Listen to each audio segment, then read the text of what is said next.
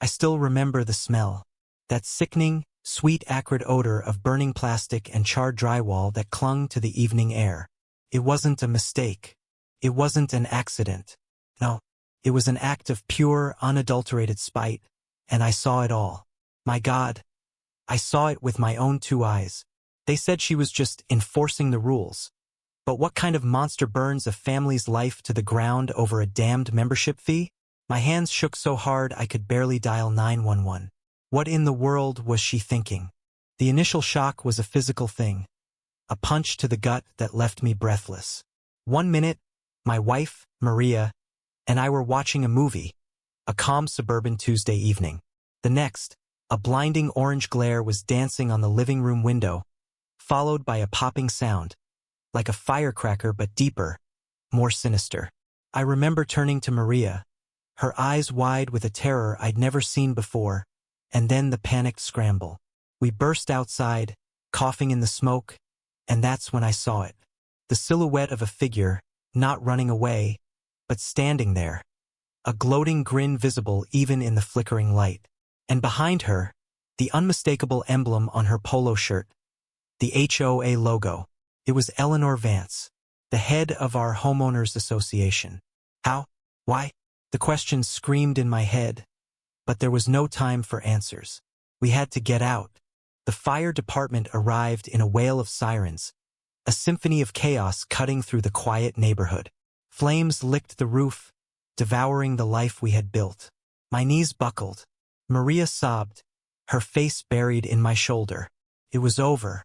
All of it. The photos, the memories, the quiet moments. Gone. But amidst the horror, something else happened. Something I'll never forget.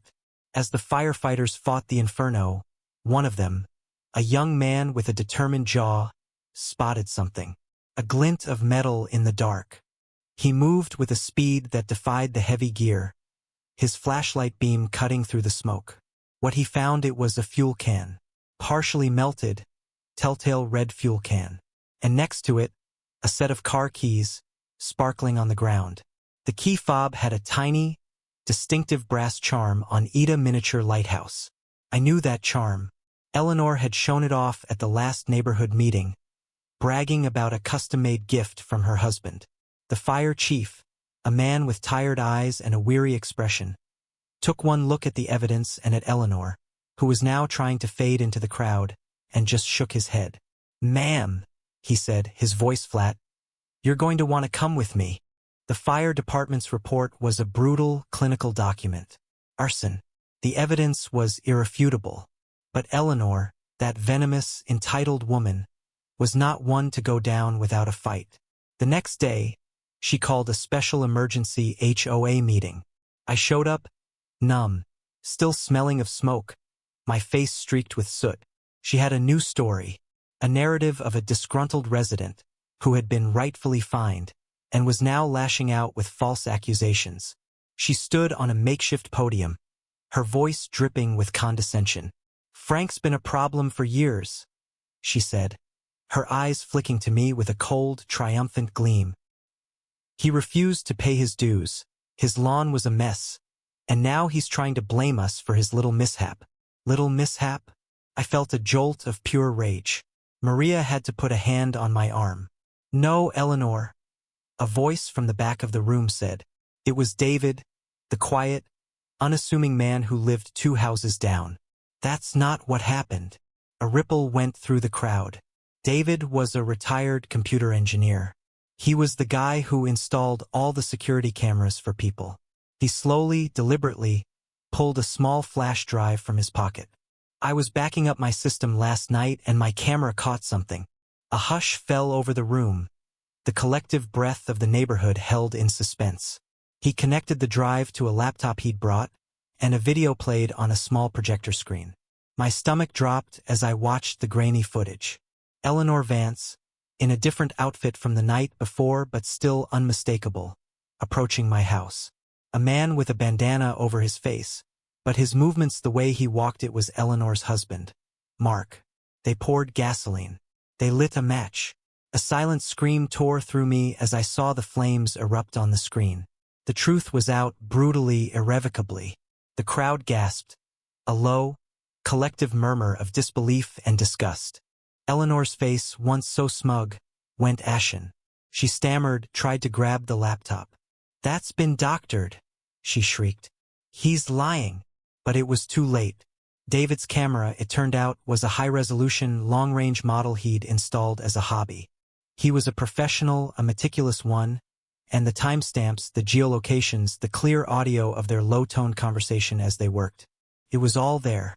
I felt a wave of relief so profound it nearly knocked me off my feet. But there was another twist. As the police, who had been called by a neighbor, escorted Eleanor and Mark away, one of the officers noticed something. A familiar face in the crowd. It was the HOA treasurer, a woman named Carol. The officer pulled her aside. A quiet conversation, and I saw Carol's face crumble. What did she know? Later, we learned she had been the one to print the forged documents, the ones claiming our membership was revoked under duress. She was terrified of Eleanor and Mark. She had been their pawn, but her testimony became the final, damning nail in their coffin. The confrontation in the courtroom was a spectacle. Eleanor, in an expensive suit, tried to paint herself as a victim of a vicious smear campaign. She spun lies about us being a rogue element, about my refusal to pay dues.